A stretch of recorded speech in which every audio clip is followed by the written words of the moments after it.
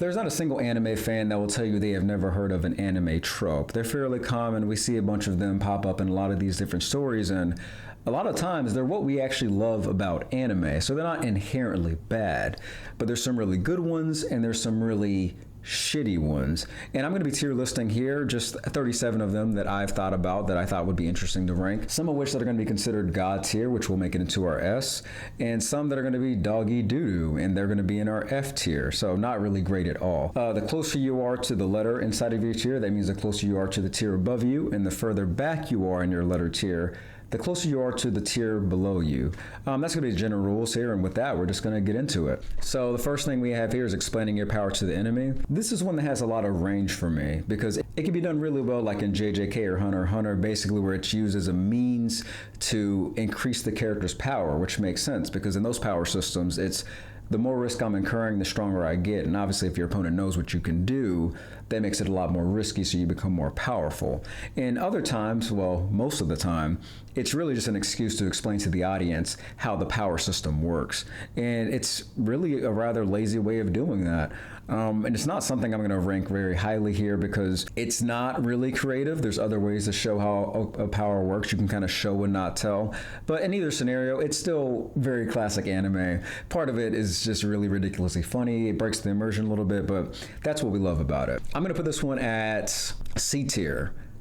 It might even creep up to B, because I'm not going to say I'm not a fan of it. It's just not my favorite, but we'll see how the C tier feels out, and I'll shift all these around as we go further down the list. Jumping right in here, we have villain versus villain. This is a good trope. Arguably one of the best tropes, very easily so. It's a good excuse to show how powerful one villain is or how powerful both villains are. There's not many stakes in it sometimes, because if you have a villain that no longer has any relevancy to the plot moving forward, it's a good way to showcase how much stronger the other one is and really show the full kit and capabilities of the weaker party. Just like when we saw Sukuna and Jogo fight, we got to see basically all of what Jogo was capable of, while at the same time saying how much stronger Sukuna was. So it's a good trope. It's always entertaining. I also like Doppio versus Risotto and JoJo's. That was a very entertaining fight. And again, a good showcase of what both of these strong characters could do. So that's just gonna be an S tier. It's an easy S, I'm sorry. That's not gonna be something I place low because it's fire. Name me one time this has happened and it was not good. I challenge you in the comments to tell me where that trope was not done well. We're gonna move on to sword slice after the cuts. So basically, you know how like the guy just does this, he passes the guy and he's looking back and you see the little blade slice come up on the screen and they're already cut. Like the fight was over before it even began. That is what we're talking about when we're talking about this trope right here. And this one's great. It doesn't make anime for me. If it's not in your anime, it's not gonna really make your anime have any less quality, but it's always fun to see. Brook from One Piece does this a lot. He literally has an attack where it is exactly this. So it's fun to see. I'm gonna put it in B tier. It's not knocking my socks off, but it's also something that's really fun to see when it comes up. Next up, we have the genius trope. The genius trope is something that's really, really fun to see in anime. One of my favorite characters in Naruto is Shikamaru, and he would fit this trope to a T. Same thing with Death Note. L and Light together would actually be two different genius characters. And I don't think these characters tend to be the most boring in the show. In fact, most of the time we see these characters, they're some of the most compelling in the series, just because we want to see them outsmart the other characters. And really, how far can they stretch the means of the show to fit whatever their narrative is? So the genius trope is good. I'm gonna put this one in A tier, because sometimes when you see somebody that's a genius in the show, they're not really smart. They're just saying really obvious things the other characters are far too dumb to actually say themselves. They're not really a genius, they're just of normal intelligence saying normal stuff. So I'm gonna give it A tier though, because when it's good, it's really good. We have the pervert. Yeah, I mean, do I really have to argue why this is an F tier? It's not a good trope. There are some times where it's funny, like Jiraiya making his Make Out Paradise book. That's hilarious. Even Kakashi reading the book, like a very stoic, very straightforward character reading Make Out Paradise, being a little pervert, it's kind of funny. But most of the time, it's like them creeping on women or like trying to get panty shots or something. And that's a no-no. No, we don't do that here. I'm not a fan of the pervert trope at all, so I'm going to give it an F.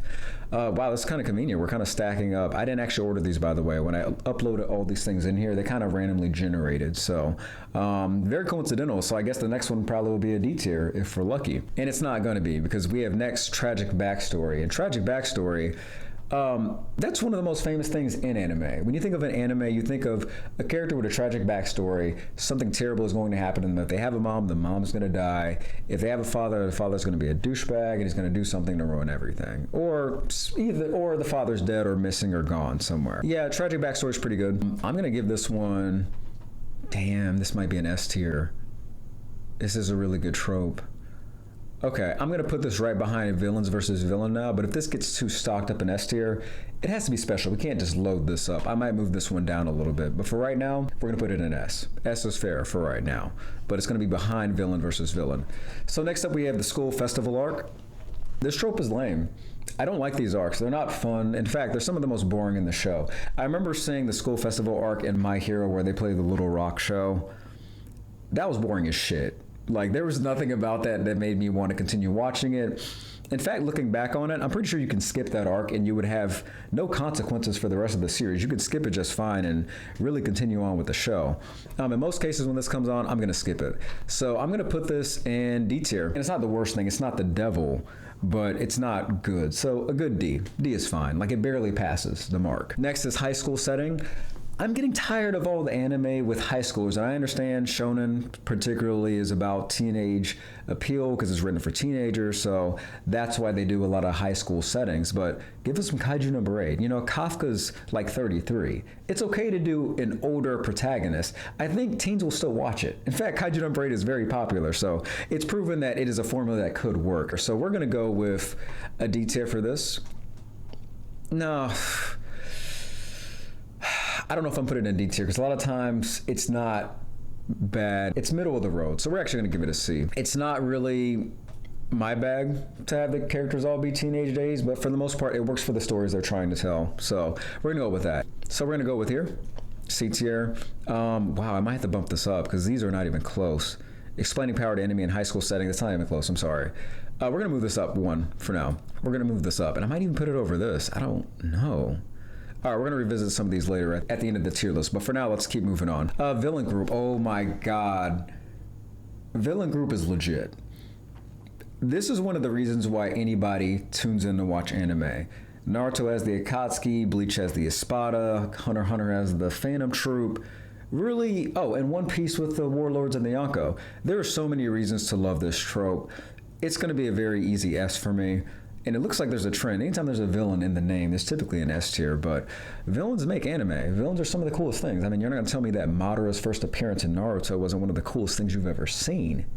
It's one of the coolest things I've ever seen, easily. So I'm going to put villain groups in the first spot.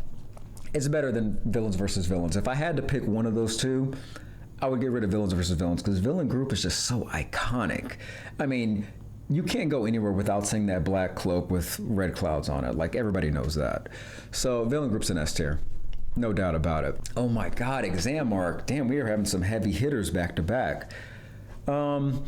Yeah, not much to say here. The only thing that I don't really like about exam arcs is the fact that sometimes the exam doesn't get finished, and that's kind of frustrating, but it usually leads to a pretty good arc afterwards, which isn't always the case, but a lot of the times it is. So the exam arc in and of itself is always legit. The Furin exam arc for the first class mage, phenomenal, introduced a lot of different characters, which is another thing it does well. It introduces a lot of different characters all at the same time without having to like come up with a greater reason to do so. It's just a very convenient trope. So we're gonna put exam arc. That's definitely above genius. Oh God. In fact, tragic backstory might even, Jesus.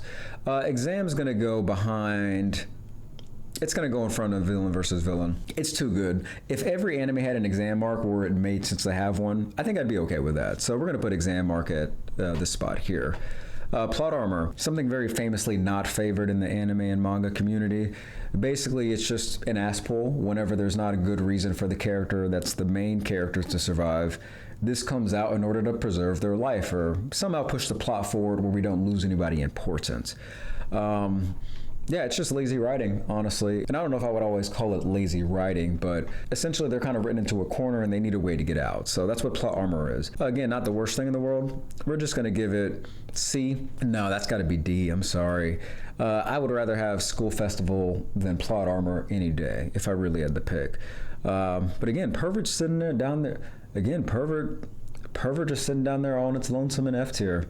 We're gonna find some company for Pervert pretty soon. Okay, and we have the incest character next. So I think we know where this one goes, and it's actually worse than the Pervert in my opinion, because I'd rather somebody just be perverted, at least if they're not like harassing anybody, than have literal, I don't know. Actually, no, some of the pervert shit is actually really bad. Yeah, I'm gonna put that over the Pervert. The Pervert's gonna be worse than incest. Yeah, that might be a controversial take. I don't know if it is or not, but yeah, and incest is weird. And I don't really want to see it on my screen. It just forces it into my mind in a scenario where I just want to enjoy the anime. I know there's a character in Black Clover called Gauche, who has this thing for his sister. It's really weird. I don't know why you would do that. And if you rank this any higher than F tier, stop it. Get some help. I don't get why it's so prevalent. It's kind of in a lot of anime. Fan service. Okay, we're running into a gambit here of potential F tiers. I'm actually not going to put fan service in an F tier. Sometimes it could be done well in a way that I think is kind of tasteful. Other times it kind of distracts from the story. It doesn't really add anything. I think when you do things like, oh, here's a character in armor, but oh, the armor just has their boobs hanging out and it's just showing their full body and it's not really legitimate armor. That's bad fan service. Like, it doesn't do anything other than just like sexualize the character. I think it's kind of lame, honestly. So I'm gonna give it a D. It's gonna be a high D though. I honestly would rather see fan service than a school festival arc, depending on how bad it is. Yeah, school festival arcs are just trash. I'm sorry, they're not gonna rank very highly for me. Older than they look. Wow, all the bad ones were really stuck together. Wow, I hate that this was all together like this. Well, anyways, we're just gonna move on. Older than they look, basically like the really young looking characters that end up being much older than they really are. And there are cases of this where this can be done pretty well. Again, I'm gonna bring up Frieren here, but Frieren being an elf who ages very slowly makes sense for the plot. Like, that works for me. I don't have any problem with that. And they don't exactly hypersexualize Frieren either. They might have a few moments with their feet or and things of that nature, but it's not the most sexual thing out there. But a lot of times it's literally just that. It's just an excuse to sexualize a young character by making them older. You see Meliodas, who looks like a child, basically doing every perverted thing in the book. Oh, Meliodas is terrible, actually. He's literally the pervert character and the older than they look character at the same time. Yeah, I don't really like this trope. But a really good version of this is in Yojo Senki, when you have the main character, basically the general premise of that show, if you're not familiar, is the main guy is an adult man who doesn't believe in God, and God's just like, what? How dare you? I'm pissed. I'm going to put you in the body of a little 12-year-old girl, or however old the girl is, and I'm going to make you super OP, and you're going to be in basically the equivalent of World War I. And he basically becomes like 12-year-old Hitler of that series, in a 12-year-old girl's body. So it's a really compelling premise. So it can be done well. I'm not saying you could never do this trope well, so I'm not going to give it an F. But in most cases when you see this, it's done to sexualize the character. And again, one of those creepy things about anime I just don't like. As much as I do love anime. So we're gonna put this one, I'm putting it in front of fan service just because I have seen some anime with some really good uses of this. So I'm just gonna give it the D tier. That works for me. Inner monologue. Oh man, this is a great one. This is one of the best ones easily. Death Note is very famous for this. We have Light Yagami doing L's trying to get me, stuff like that. And even just the little mini monologues people do when they're thinking to themselves that they're fighting somebody, oh, that's very legit. And I would throw that in under this tier here as well. I'm gonna put it in A tier. It's gonna go above the Genius because it's not an S. I don't think it's one of the reasons we come to anime, but it's very close to it. In fact, this might be our firm top spot for A. And if this S doesn't feel any higher, I might just move it up because Inner Monologue is really good. I really enjoy that trope. Power of Friendship. This is fairly hated in the anime community. I can't think of too many people that would say they're a fan of it. It's basically just an excuse to make a character who isn't strong enough to beat one character suddenly be able to beat another one that's more powerful than them. Yeah, I'm not really into it, but it's not terrible. It's above the high school setting for me, so I'll put it above C. Front of C there for that one. The Prodigy characters are cool. I don't think they're better than the Genius character, and there's some other version of characters on this list that I just think they don't stack up well against. But the Prodigy can be done very well. In fact, so there's some of the most interesting characters, like Sasuke could be considered a prodigy. Fern from Frieren could be considered a prodigy for sure. Overall, it's not a bad trope. It's pretty enjoyable. I'm gonna put it in B. It's behind explaining your power to the enemy. Oh, in fact, I'm putting Power to the Enemy above Slice because I think it's better than that now that I'm looking at both of these. Okay, Flashback Before Death. The flashbacks in anime, it's something you expect when you watch an anime. And whenever you see one and you have a character in a very tumultuous situation, they're probably going to die. That's literally what it means. And I think that does break up the tension a little bit, but because it's so campy and it's so lovable, I'm gonna give it a high rank because I can't imagine anime without it at this point. It's just a good time. So we're gonna give it an A tier, but it's gonna go behind the Genius trope. Because again, Shikamaru, when I think of the Genius trope, I think Shikamaru, and I would not replace him for the world. Okay, so you have taking off your weights or limiters. Otherwise, a character going past their limits that they have already shown so far, not in an ass pull kind of way, more like, oh, let me just show you what I'm really capable of. And this one's pretty fire. Anytime I see this, it's usually one of the most hype moments in the series. In fact, going back to the Chunin exam arc, Rock Lee dropping his weights in that arc, peak. One of the coolest things in Naruto to this day, easily. Yeah, this is it's gonna be a high A. I'm not gonna give it S. It's gonna be high A. It's gonna be over Genius though, because this is always hype whenever you see it. As good as the Genius characters are, this is sick. Lifespan decreasing power. I think this is lazy writing. I don't think it's really a good trope. It's kind of like an artificial way to add tension to the show when there really isn't any other way to do it. You're not really thinking of it like that. So this one's gonna be low for me. I don't really like this one that much, but it's above High School. Yeah, lifespan decreasing power. Oh God, it's definitely better than Power of Friendship though if I had to pick. Yeah, we're gonna move back Power of Friendship and leave that up there. Okay, this is good. I feel comfortable with this so far. A training arc. Training arcs are boring. They're not fun. If I could skip them, I would. In fact, you probably could in a lot of cases. It's just basically justifying why the character gets stronger to fight the next person. Like, that's all it is. But yeah, they're boring. I'm gonna put them, maybe D.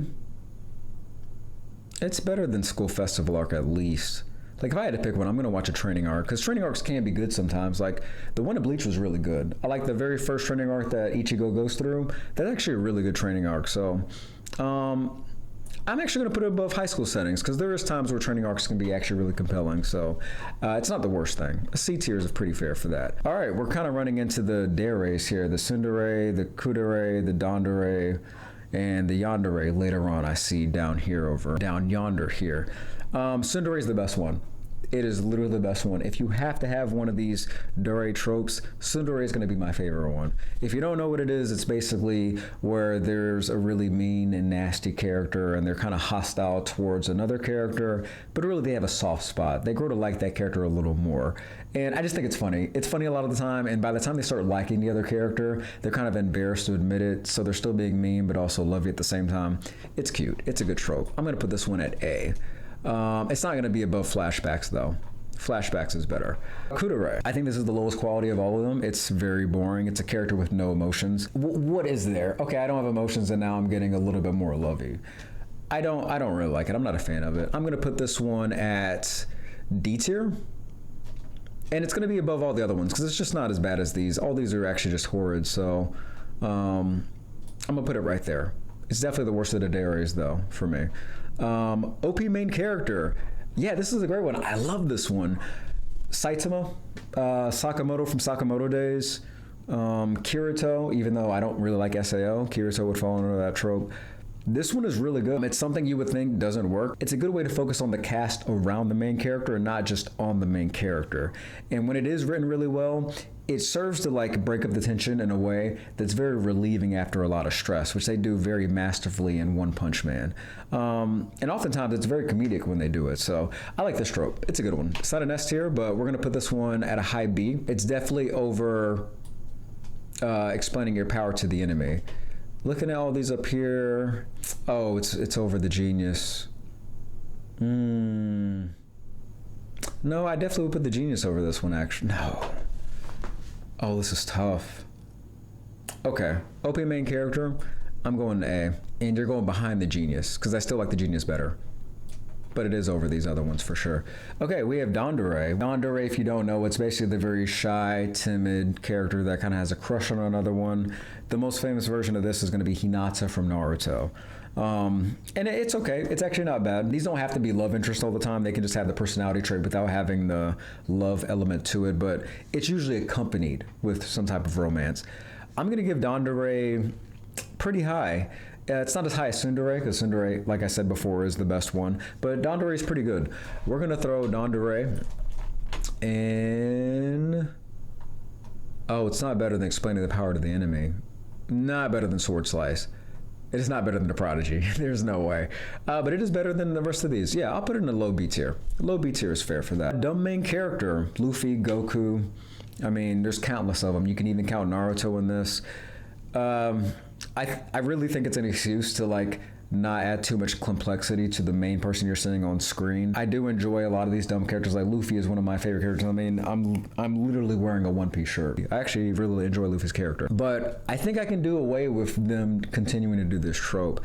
It's kind of tired at this point, but it's not horrible. So I'm gonna put it at a C tier, but it's gonna be above all these other C tiers right here. I think that's fair. Fight thirsty character. Fire. This is always a good trope. You got Kenpachi from Bleach, you got Zoro from One Piece. There's a lot of characters that are really some of the best characters that fit under this trope. You can even put Bradley from Full Metal Alchemist in this one, just because I think there's a lot of times where he doesn't need to fight, but because he wants to run the smoke so badly, he's gonna run the smoke. He's just gonna do that. That is who King Bradley is. For that, fight thirsty characters are gonna get a pretty high mark. This one's gonna go above. Oof, God, this A is stacked. A is so stacked right now. But this is definitely an A tier somewhere. I gotta find a spot for it. Okay, we're gonna put it at A at the very front. Oh no, it's not better than Monologue, I'm sorry.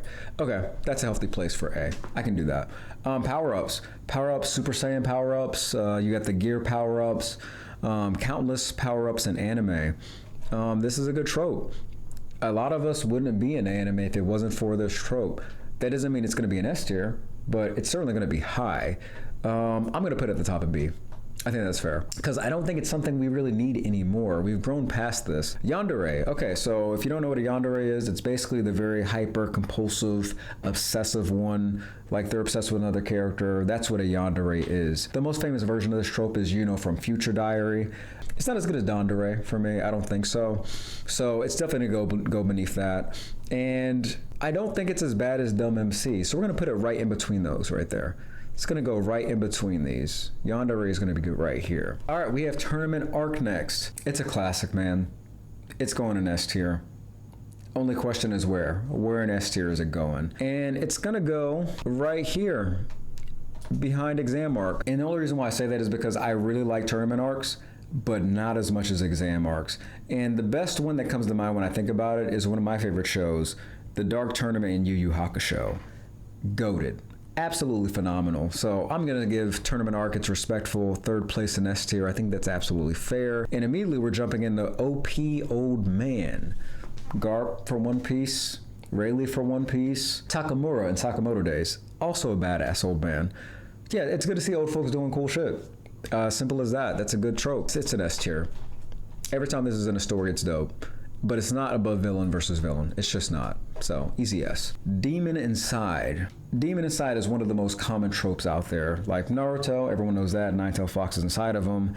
Black Clover kind of has a similar thing with Asta and the Devil. Really, this is something that got a lot of people into anime, and it's inherently a compelling premise. It adds a lot of stigma to the character. It gives them a story to tell pretty much right off the bat, and usually there's an interesting reason why the demon is inside the person. So it's a good trope. I mean, it's a little overdone.